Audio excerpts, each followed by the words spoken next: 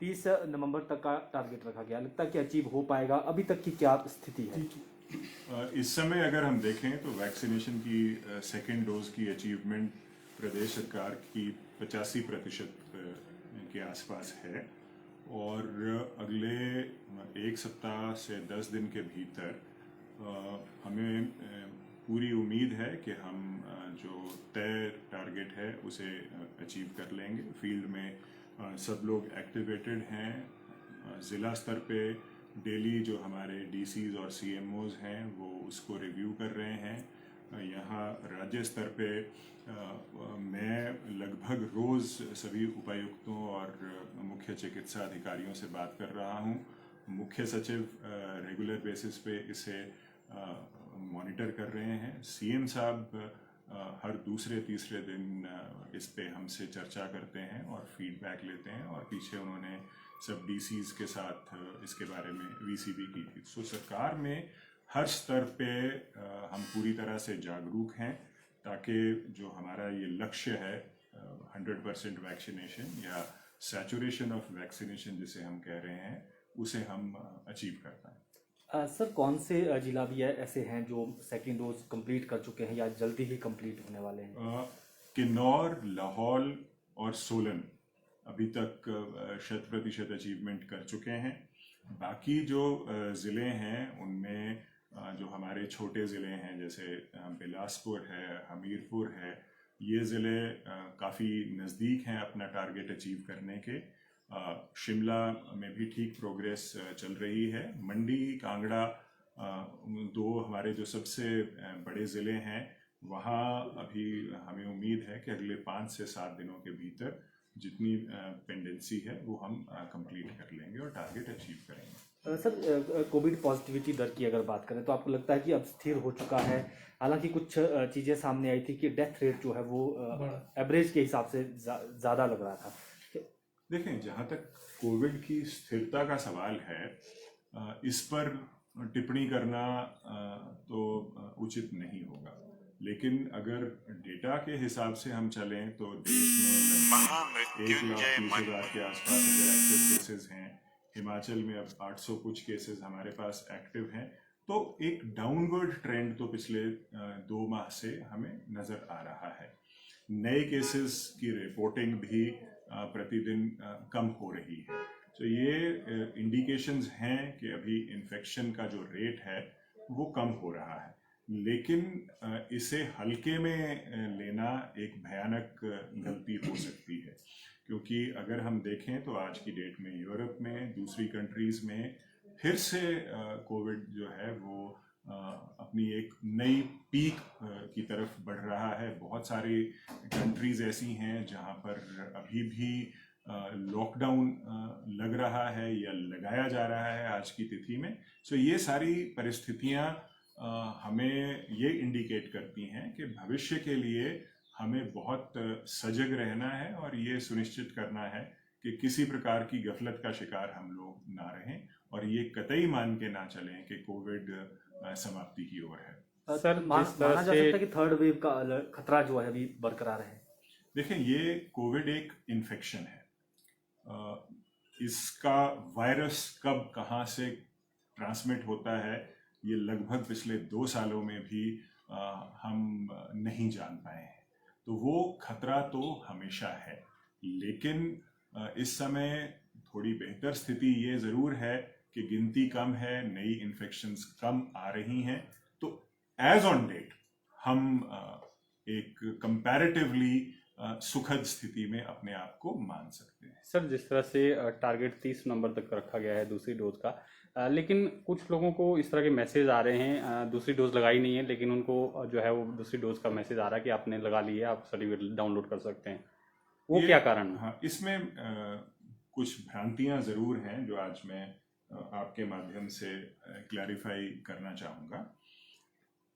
55,23,000 की जो फिगर हमें मिली है, जो हमारा टारगेट है, जो 18+ का, जिसे प्रदेश सरकार ने अचीव करना है, वो रजिस्ट्रार जनरल ऑफ इंडिया ने जो सेंसस की जो स्टडीज करवाई हैं और स्वास्थ्य मंत्रालय के माध्यम से वो फिगर हमें कन्वे हुई है। चूंकि 2020 का अभी सेंसस पूरा हुआ नहीं है, तो ये कहना बड़ा कठिन हो जाता है कि लोगों की एग्जैक्ट गिनती कितनी है और उसमें से कितने लोग पात्र हैं 18 प्लस की श्रेणी में। सो पहली चीज वो है। दूसरा ये है कि this is a pan India campaign. ये कोई किसी एक प्रदेश की या एक जिले की कैंपेन नहीं है। ये कैंपेन पूरे देश में चल रही है। हमारा देश एक डेमोक्रेटिक देश है जहां कोई भी किसी भी क्षेत्र में जाके अपनी वैक्सीनेशन करा सकता है। सो वो जो फ्लोटिंग पॉपुलेशन है, जैसे मान लें कुछ टूरिस्ट हमारे यहाँ आए या हमारे बहुत सारे लोग बाहर दूसरे जिलों में या दूसरे स्टेट्स में काम करने के लिए जाते हैं, तो हिमाचल का व्यक्ति दूसरे राज्य में और दूसरे राज्य का व्यक्ति हिमाचल में वैक्सीनेशन कराता है। पहली डोज आप कहीं भी लगवा सकते हैं, दूसरी डोज आप कहीं भी लगवा सकते हैं। सो ये ओवरऑल एक स्थिति है, परिप्रेक्ष्य है। जो आप कह रहे हैं कि लोगों को मैसेज आ रहे हैं, उसका बेसिक कारण ये है कि जो हमारा सॉफ्टवेयर है, जो कोविन पोर्टल है, उसमें जो प्रोविजन है उसकी वजह से, चूंकि उसमें ऑटो करेक्शन मोड का प्रोविजन है, जब ऑटो करेक्शन मोड के प्रोविजन को ठीक तरह से इस्तेमाल नहीं किया जाता है, तब इस प्रकार का जो संदेश आने की संभावना ज्यादा रहती है। ये कुछ मामले हमारे ध्यान में आए हैं और हमने विभाग को ये कहा है कि इसे सुनिश्चित किया जाए ताकि जो एक पूरी की पूरी कैंपेन की क्रेडिबिलिटी है वो अच्छी तरह से बरकरार रहे। इस प्रकार के कुछ 3-4 मामले हमारी जानकारी में आए हैं। उन सभी मामलों की हम छानबीन करवा रहे हैं और हम ये सुनिश्चित करेंगे कि उसमें अगर किसी प्रकार की गलती किसी स्तर पे हुई है और उसका सुधार किया जाए और आने वाले समय में इस प्रकार की गलती हमारे लोगों के द्वारा फील्ड में दोहराई ना जाए। इस लक्ष्य की पूर्ति के लिए मुझे लगता है कार्यक्रम के लिए केंद्रीय मंत्री, स्वास्थ्य मंत्री का आने का भी कार्यक्रम प्रपोज बताया जा रहा है। किस तरह का कार्यक्रम और क्या इसकी अभी हमारे पास ऑफिशियल कंफर्मेशन प्रोग्राम्स की नहीं आई है। जो चर्चा हो रही है, जो चर्चा चल रही है, उसके अनुसार 4 तारीख को माननीय स्वास्थ्य मंत्री भारत सरकार और जो भाजपा के राष्ट्रीय अध्यक्ष हैं नड्डा जी, उनका आने का कार्यक्रम जो हमें अभी तक बताया गया है बिना ऑफिशियल कंफर्मेशन के, ये संभावना है कि वो 4 दिसंबर को प्रदेश में आएंगे। अच्छा, जिस तरह से विंटर सीजन पिछला था तब कुछ ऐसे कयास लगाए जा रहे थे कि इसमें कोविड केसेस बढ़ने की संभावनाएं हैं। अब विंटर्स आ रही हैं और कुछ हमारे जो नेबर स्टेट जैसे जम्मू कश्मीर है, वहाँ एक्सपर्ट कह रहे हैं, स्वास्थ्य अधिकारी या स्वास्थ्य से संबंधित जो लोग कह रहे हैं कि वहाँ बूस्टर डोज लगाने की जरूरत है। हमारे हिमाचल प्रदेश की क्या स्थिति है?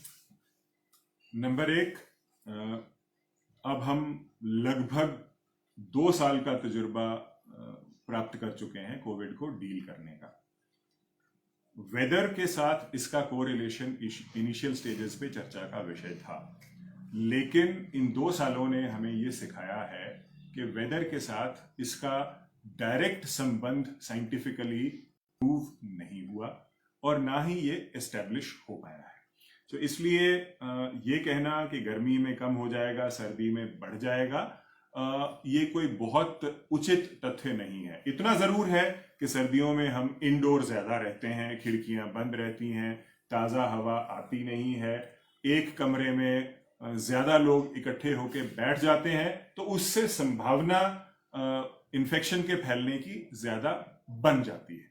सो उसका हमें जरूर ध्यान रखना चाहिए। बाकी वेदर के साथ इसका डायरेक्ट कोरिलेशन एस्टैब्लिश नहीं हो पाया है। अब बूस्टर डोज की भी है जरूरत महसूस की जा रही है इस तरह का? देखिए, बूस्टर डोज एक ऐसा विषय है जिस पर वैज्ञानिकों को तय करना है।